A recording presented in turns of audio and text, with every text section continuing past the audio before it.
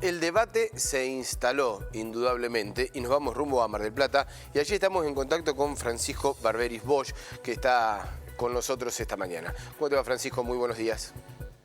¿Qué tal? Buenos días, ¿cómo están? ¿Qué tal? Bueno, es un placer reencontrarte por aquí en la pantalla de Telediario Federal después de algún tiempo. Francisco, bueno, estás en Mar del Plata. ¿Cómo se vive? ¿Cómo se palpita toda esta situación? Que el debate, obviamente, que se puso sobre la mesa y rápidamente tuvo distintas miradas, mucha repercusión.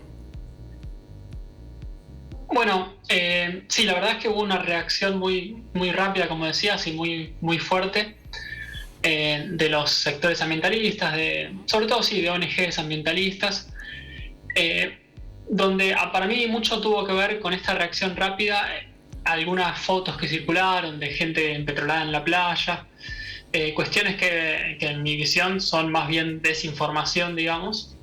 Se decía que iba a haber derrames de petróleo en la playa, varias cosas que no son ciertas, digamos, cuando uno mira los datos y los estudios científicos, los estudios de impacto, que de hecho estaban, también se decía que no se sabía el impacto y los estudios de impacto ya están.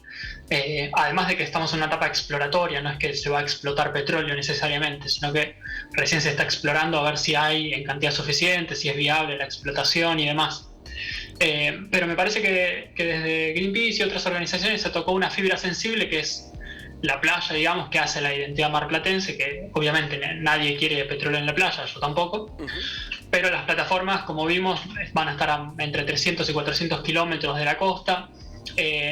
Hay lugares en Argentina, frente a la costa de Tierra del Fuego, donde hay petróleo offshore, pero también en muchos países del mundo, frente a las playas de Río de Janeiro, por ejemplo, que es muy turístico, conviven perfectamente el turismo y la extracción de petróleo, o en Europa mismo conviven la pesca y la extracción de petróleo en el Mar del Norte, con lo cual se hizo una campaña de miedo que no está fundamentada en los más de 30 años que tiene Argentina explotando petróleo y gas, sobre todo offshore. Y cuando los derrames en general en el mundo vienen a la baja, y los grandes derrames eran en los años 60, 70, hoy en día son un 10% de lo que eran hace 50 años. Vale. Y la mayoría no tienen que ver con la extracción de petróleo realmente. Esos son solo el 3% de los derrames. El resto de los derrames son los buques que transportan el petróleo, que en realidad eso ya tiene que ver con alimentar el consumo. Es decir, nosotros consumimos muchísimo petróleo, consumimos energía que se genera quemando gas y petróleo, y de eso no estamos hablando. Es decir, por más que prohibamos la producción, seguimos consumiendo energía que viene de los hidrocarburos. La diferencia en todo caso es que vamos a tener que seguir importando energía como durante muchas décadas hemos tenido que hacer, que es un problema. A ver, Francisco, el dato a mí me parece sumamente importante porque hay una oposición muy rápida a todos estos temas que tienen que ver con lo ambiental, y uno lo entiende porque, a ver, todos, al menos creemos y defendemos lo ambiental, ¿no? Lo que sea sustentable. Pero hay oposición por oposición muchas veces. Vos decías falta de información, esto no es inédito, se viene desarrollando, ya se realiza en nuestro país. Sí, la verdad que, digamos, YPF se fundó en el año 1922, es decir, este año se cumplen 100 años de la fundación de YPF. Esto, digamos, el petróleo no es nuevo para la Argentina, por suerte. Argentina tiene una historia muy larga de explotación petrolera en el continente y en la costa. Y de hecho,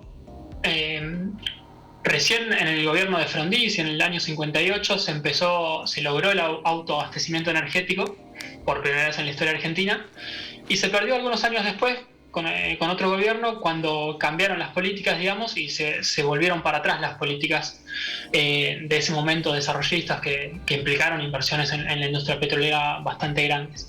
Es decir, las malas decisiones y la oposición a estos proyectos tiene consecuencias negativas reales para toda la población, porque después tenemos que pagar dólares para pagar esas importaciones de energía. Usualmente, incluso en la actualidad, la mayor parte de los años tenemos déficit energético, es decir, no producimos la suficiente energía. Yo eso lo entiendo. Recién el año, sí. Yo eso lo entiendo, pero te dicen, a ver, no eso a logro de un desastre ambiental. Digamos, como para ponerme en lo que vos decís, digamos, es una lectura válida, el diagnóstico está bien hecho, digamos, necesitamos, lo tenemos ahí. Ahora, ¿cómo lo utilizamos? ¿De qué manera y de qué forma, no? Claro, digamos, a mí también me preocupa el ambiente, creo que no hay una oposición. Me parece que es la dicotomía entre ambiente y economía, o ambiente y desarrollo económico, creo que es una falsa dicotomía. A eso iba, ¿no? Porque parece ser que no puede haber una explotación en este caso, hidrocarburos offshore, porque es inevitablemente un desastre ambiental. Claro, a ver, la verdad es que si miramos las cloacas, los desechos cloacales de mi ciudad, de Mar del Plata, se tiran a 4 kilómetros de la costa, no a 300 como está esto. Y durante muchos años no se había hecho la obra que era necesaria para el tratamiento de esos residuos. Nosotros estamos subsidiando en todo el país el gas y la energía que viene mayormente de hidrocarburos, y eso no nos genera grandes problemas, digamos, no hay una protesta por ese tema cuando estamos hablando de lo mismo prácticamente. Y de hecho, en la transición energética que se habla mucho que hay que hacer y que yo comparto, el gas natural que sale de estos mismos pozos offshore es una pieza clave de la transición energética, porque es mucho menos contaminante que el carbón mineral, que hoy en día es más o menos un tercio de la energía del mundo viene de carbón.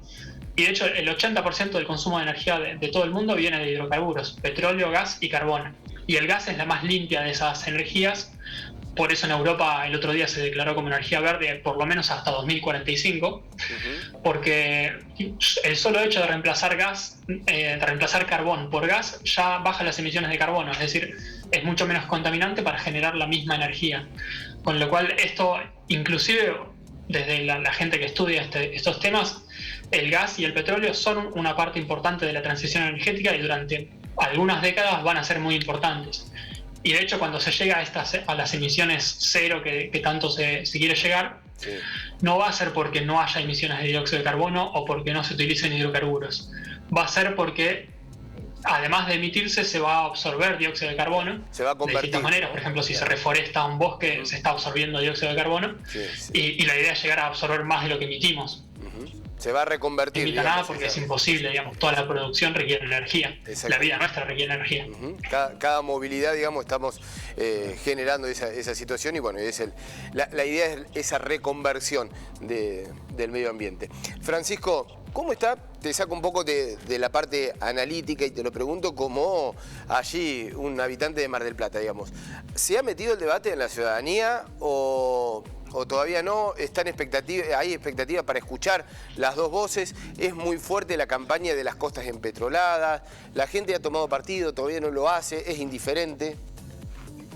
Bueno, creo que por lo menos ha permeado en un sector de la sociedad, en un sector, si se quiere, de clase media, universitaria, quizás es lo que yo tengo más cercano. Ahí veo mucha gente preocupada, genuinamente, digamos, porque creo que estas campañas han sido muy efectivas en generar miedo y alarma, con lo cual la primera reacción de protesta es natural cuando uno desconoce y te dicen que se viene un desastre, que se viene un apocalipsis.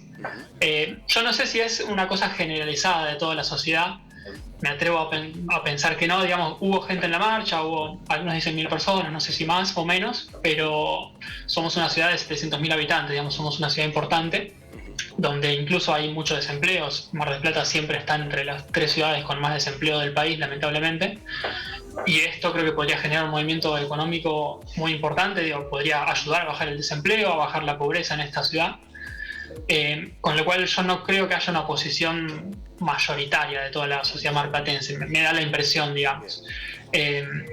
Pero bueno, está esta campaña que lo hemos visto muchas veces, se pasó con los salmones en Tierra del Fuego, pasó con las papeleras en Gualeguaychú hace algunos años, con Bodnia, que después las papeleras se instalaron igual en Uruguay y resultó que eran menos contaminantes que las que ya teníamos en Argentina. Sí. Eran más amigables con el medio ambiente, con lo cual me parece que muchas de estas predicciones no se cumplen. Sí. Me lleva a esto, ¿no? Nos debemos, digo, en la minería pasa algo parecido, similar, digamos, las minerías, como por ejemplo en Chubut, o el litio en el norte.